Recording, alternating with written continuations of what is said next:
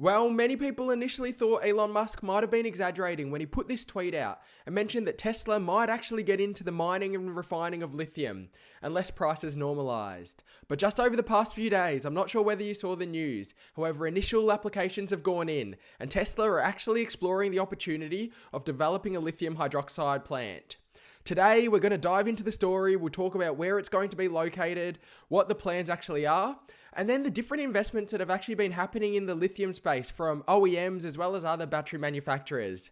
Stay tuned, it's a fascinating one.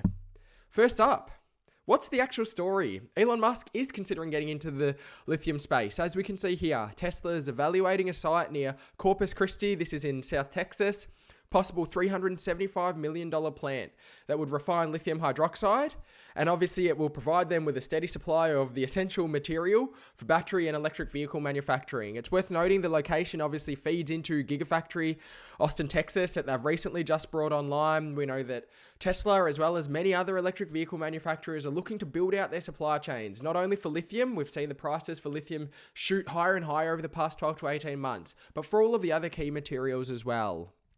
Of course, the question might be, what is actually the plan from here? So the potential battery-grade lithium hydroxide refining facility Tesla have touted as the first of its kind in North America from an actual OEM will process raw ore material. We know that Tesla have been trying to buy up and get into agreements for spodumene and obviously many other different components of the supply chain. And this will enable them to process that ore into usable state for battery production with lithium hydroxide. The company filed an application with the Texas Comptroller, so it's in a relatively advanced form. They're actually considering this. Obviously, they've got some early insights into all of this, but I'd love to know your thoughts on it. So drop in a comment below. What have you made on Elon Musk's move via Tesla, getting into the downstream processing? Did you think it was going to happen this quickly? And where do you think things head? Make sure you've subscribed and turn your bell notifications on. Plenty more videos to come. How soon is it going to happen? So it's actually going to be relatively soon if they can get the approvals and everything lined up. Construction could begin as quickly as fourth quarter of 2022. We know that Tesla are relatively nimble and lean. They operate fairly rapidly, and they're aiming to get into commercial production as soon as the end of 2024, so in a couple of years' time. Obviously, we know there's been a rapid focus from not only the US government, but from many other nations around the world to onshore and localized supply chains. The Inflation Reduction Act had $300 billion plus earmarked for climate change and obviously aiming to facilitate electric vehicle manufacturing onshore in the US. So Tesla are hoping to feed into that. They're aiming to ship the final product from the lithium hydroxide refinery by trucks and rail to various Tesla battery manufacturing sites, supporting the supply chain for large-scale and electric vehicle batteries. Of course, there's a few questions about why, what's the reasons from it. There's a number of different benefits. First and foremost, lower logistics costs. Building out their supply chains and having vertically integrated supply chains gives them control as well. There's obviously a range of different benefits too in terms of incentives. The company is seeking over $15 million in tax breaks over 10 years, assuming the current district's tax rate when you're modeling out with that. But obviously the big focus will be on building out their supply chains and ensuring at a time when supply chains we've seen have been put under pressure due to a range of different factors, having control of your supply chains and being able to control the inputs from higher upstream will allow you to model out and have a bit more certainty about everything playing out too.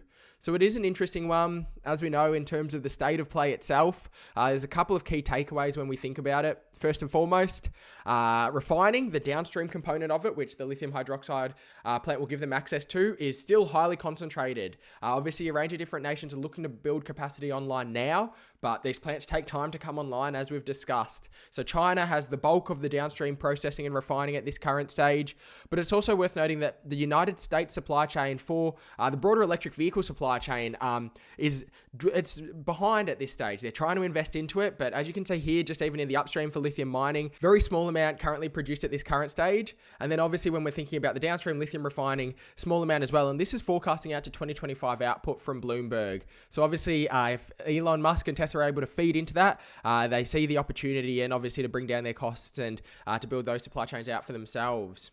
In terms of investments, this is not the first investment from an OEM or from a manufacturer, but in terms of the downstream refinery, it is one of the pioneers.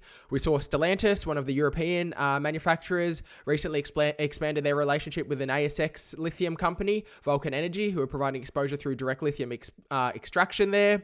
We know the Chinese car maker BYD got an investment or plans to invest into a lithium and battery production project in eastern China. CATL, the largest lithium-ion battery producer in the world, has a number of different investments, $135 million lithium project recently, as well as partnering with state-owned Indonesian firms for a $6 billion project covering the nickel mining space. So there are other investments, but we also can't forget Tesla too.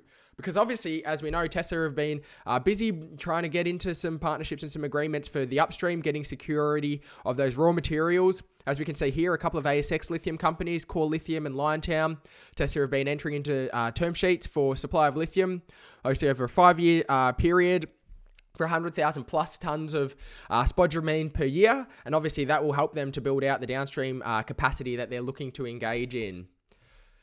Should we be surprised? It was Elon Musk himself who stated that you can't really lose money in the lithium refinery space. It's a license to print money now. He forecasted it, he told us what he was going to do, and now it looks like they're going to act on it.